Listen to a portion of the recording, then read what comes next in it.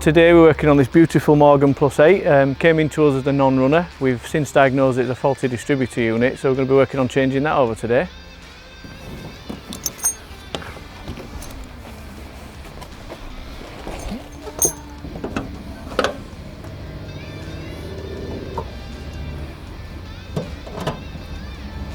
Yeah, so this is the old distributor unit. To put it really simply, it does exactly what it says on the tin. It gets a really big spark in from the coil in the centre and it distributes it to each one of these, which then goes to one of the cylinders of the car and makes it fire. Now we've fitted our uprated distributor unit, we just need to do a little bit of fine tuning. The way that you do that is with this timing light. This is basically just a strobe light that flashes in time with the cylinder number 1 firing.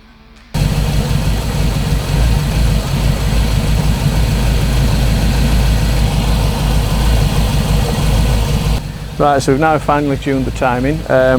You really need to turn the engine off to make sure that you don't get your hands caught or anything while we remove the strobe light.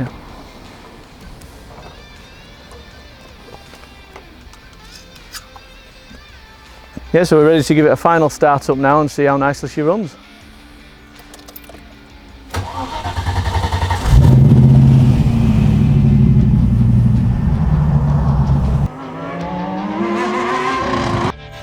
Every once in a while an extra special car comes into the garage.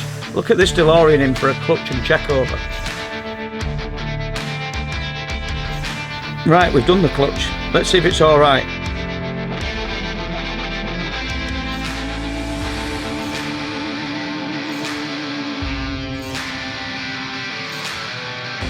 Just look at it go!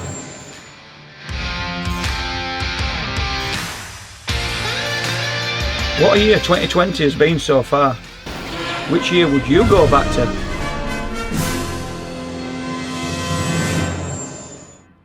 Well, here we've got this lovely Plus 8 Morgan. You've seen Daz working on it. It came in for a bad running problem, and what it turned out to be, we needed to put a distributor on it and an idle control valve. Daz done all that, sorted it all out. We've still got the service to do on it, but what I will tell you about this car, it's a lovely Morgan Plus 8 4 litre. It's in a special colour and it was special ordered when it was new, and my customer bought it when it was quite new. It was about a year old and he'd always promised himself a Morgan and he's owned it ever since. It comes in every year for service and MOT and any little things it needs doing, and he does show the car. But what I'm going to do for you, because we can't show you properly this car because we've still got a little bit of work to do on it, I'm going to sort of work you around to 3 lovely cars we've got round here, and we're going to film this lovely Mark II Cooper S that we've got in, a monotone black one, and we're going to go for a run round in it, and we're going to do a little chat about the 3 different variations of Cooper S's that were out. We've got the lovely FIA Mark I, we've got the Mark II monotone black one, and we're very fortunate to have the Mark III Cooper S in Harvest Gold, owned by a really good customer called John Lennon. So what we're going to show you now, and we're going to do it in a simplistic form because it's been covered in loads of books and magazines, we're going to show you the 3 different variations of the Mini. So we've got the Mark I, we've got the Mark II, and we've got the Mark III, and we're fortunate that they're all Cooper S's. I'm only going to show you a few details, but I'm sure you'll find it interesting, and we're going to finish off with a little run around in this monotone black Cooper S. It's a lovely little car because it's black with a red interior. So firstly, what we're going to start with is the front end of the Mark I. I'm going for this because it's my race car, but it is the same as a Mark I Cooper S. So what we've got here is the front end. What you'll notice on the Mark I is the early badges, the early Cooper S badge there. We've got the moustache that surrounds the Mark I grille. Now they did do 2 different types of grille, whether it were a Morris or an Austin, and this has been dressed up as a Morris, and it's the thicker slack grille. We've got the protectors around the indicator lamps on the overriders. And these are peculiar to Mark I's, even though the Mark II and the Mark III came with overriders. I'm going to move round to the back and I'm going to show you what everybody knows. This is the giveaway for Mark I Minis really for me. The first of them is the smaller back window, and when you're looking you can tell by the gap here from the later Minis. It's quite noticeable when you know what you're looking for, but these are quite a bit smaller. But the big one is the smaller lights. Now these were deemed a little bit dangerous as the Mark I Mini became sort of further in its evolution, so obviously as we're going to show you later on the Mark II you'll realise we've also got the protector again, which just gives a little bit of protection to the light. It's a little bit different on this car. It has the swinging number plate, but because it's the race car we've done away with the swing because of weight and have a little chrome light there to light the number plate up. Now we've done the Mark 1 Cooper S, we're moving across to the brave new world of the Mini, the Mark 2 Cooper S. And we're going to use some advertising literature that they used in period. So what they say is it's got the snazzy new grille, which is the Mark 2 grille. We've got the new badging, which is the lovely rugby ball, which in my opinion is one of the best badges on a Mini. And what you'll notice now, there's a delete of the overrider protector here on the corner. We're now starting to get into the costings of the Mini, and it was deleted due to costings. So now it brings me to the biggest change on a Mark II Mini, is the addition of the safety boss there on the inside of the door handle. And what that was put there for is that it was deemed that the handle was dangerous for anybody walking past the car. So there's a little bit of a protector now. Great safety feature. And we'll move to the rear. So here we are, we're at the rear of the car now. And you're going to notice the changes that I mentioned on the Mark 1 Cooper S. The big change is the larger rear window, and you'll also notice that it comes with a factory fit heated rear window. And then the big change is the rear lights. We've gone from the small lights that were difficult to see in bad weather to these larger, easy to see lights. It was a big safety addition to the back of the Mini. We've still got the swinging number plate, which we got with the Mini. We've also got the later type boot handle and the beautiful Mark II Cooper S badge, which I think with this lovely little S scroll in the middle is fantastic. I'm going to show you the swinging number plate, which we probably haven't been able to show you in past editions. Is when you open the boot, the idea is that you could fill the boot out and carry more luggage, more shopping, and your number plate folded down just like that. We've got the twin tanks, as you can see from the neck here, a lovely little boot board with a spare underneath. And what I want to show you now are the changes to the inside of the car. Right, what I'm going to do now is I'm going to show you the subtle changes on the inside of a Mark II Mini. They're quite a bit different from the earlier ones, and it's down to costings again, so in we go. We're going to start, I've already showed you the safety boss on the door handle, but it also, the handle's a lot thicker, a lot more pleasant to use. So now we work our way to the inside, and I can't believe it. I need to know who's left these in the shop. Unbelievable. So we move to the inside, and what we have with the Mark 1 Minis is you have a lot of duotone colours, so you got the gold brocade, you get the edge of the seats coloured. The carpets were all right, but we started to get a little bit plusher, but a little bit easier to produce. What you've got is you've got the PVC seats now. In this, they're the recliners as well, which is rare.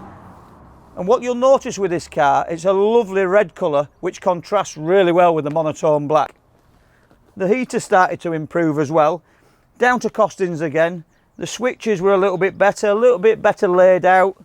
We've got comfortable dash protectors, a little bit of padding, the wheels slightly different. Just subtle differences between the Mark 1 and the Mark 2. What's going to really impress you is when we move over to the Mark 3S, because there's a massive leap in quality and protection in that car. So what I'm going to enjoy talking about now is my own personal favourite Cooper S, the Mark 3. I've always liked the Mark 3 Cooper S as much as I like the 1275 GT, but I like the way they became in this incarnation. So we're now going to move to the front of the Mark 3 Cooper S, and they started to become very standardised in the look. And you'll see with the badge, it just became the generic Mini badge, so you didn't know looking at it that you were a Cooper S, it was just a Mini. And I quite like the plain nature of it. So then we move to the grille. It's a generic thin slat grille that all the Minis had, so it didn't matter what model Mini it was, they all came with that grille. So we're down to cost savings again. Lord Stokes and his cost savings.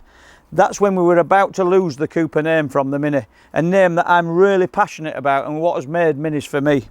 This is a bit different because it's a Benelite grille, so it's got the driving lamps in it, which adds to the car, and we've got the obligatory AA badge.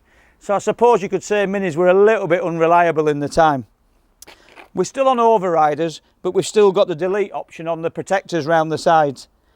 So we're now going to move to the back, and then I'll show you the inside of the car, so then you'll see the really big differences.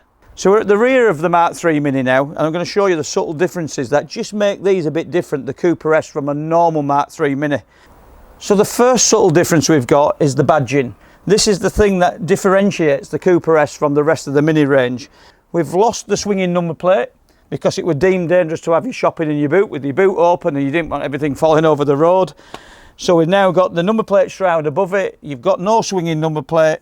We've got the same wide window as you have in the Mark II, but as you'll notice in this, we started to gain things like 70s speakers and things like that. We've got the Mark II size lights still. We've still got the delete option on the overriders, and we've still got the favourite thing for mini people, twin tanks. The boot handle's changed, it's become a safety item so you can't hurt yourself on it. It's very simple. And then we look in, we've got the twin tanks and a nice big open boot. What I'm going to do now is I'm going to show you the big difference. The big change that came was the lack of the sliding window. We've now gone into wind-up windows. We've lost the snappy little opening door. It's an old type push button door handle, and we've also lost the door hinges, and then we've picked up the Leyland badging because it became British Leyland. So this was all to, you lose your door bins, you lose a lot of the Mark 1 sort of features, but we started getting to a point where that didn't matter anymore. It was all about market forces, costings, usability, and I'm going to show you a few things inside the car. Right, the younger people that are watching this are going to be amazed when I say this were a major improvement over the Mark 1 and Mark 2 Mini. We've got a wind-up window, not electric, not self-closing, it's a wind-up window, and look at that. This was deemed modern. We've also got tinted glass, we've got an opening door handle which was simple to use, and a simple close handle, because obviously on the Mark 1 and Mark 2 Mini you had to grab the door bin. As we move into the inside, I'll show you the new switches that were more generic across the whole Leyland range. So here we've got the new type switches which were used throughout the Leyland range. Another cost cutting measure. And my little favourite, even though it's not really mini based, is the 8-track. A lot of people won't know what an 8-track is. They won't even know what a cassette player is, and we're soon not going to know what a CD player is. But the 8-tracks were state of the art back in the 70s. We've still got the same as the Mark 2 seat, a recliner, same shape, same sort of material. We're now up to 130 mile an hour speedo. The wheel, that seems to have stayed throughout the Mini range. It came with different tyres, obviously, because of the different periods. But we've got a 4.5J Cooper S rim here with a Dunlop Aquajet tyre on it. And if you notice, it's the same on the Mark 2. The Mark 1s were slightly different because these tyres weren't available for Mark 1 Minis. So that's a Mark 3 Cooper S for you. So what's left to do now? I know. Which one are we going to drive? I'll tell you what I think I'm going to go for. I'm going to go for this lovely Mark 2 Cooper S. Monotone black with a red interior. I'm going to show you the mid-range of the three cars. So here we're driving a 1969 Mark II Mini Cooper S. We decided to come out for a ride in it because at the workshop we've shown you the differences between the three cars, but in fairness they all drive similar. This is slightly smoother, there's a bit more sound deadening, a lot easier to drive. It's got the latest style steering wheel on it. We've now got the 130 mile an hour speedo, and we've got the lovely little rocker switches. Really talky little car. We're in the terrain that it was designed for, and we're over the roads that the late great Tony Fall used to practice his rallying in when he was a Works Mini driver, as he originated from this area. We're now getting into the tight twisty stuff. The car's just on hydroelastic suspension, so it's soaking up the bumps, but perfectly designed for quick driving. Another great day at Ace Speed. We've had a fantastic day filming over these lovely moors. If you've not subscribed to our YouTube channel yet, please go to the channel, share, subscribe and comment below the video. Cheers!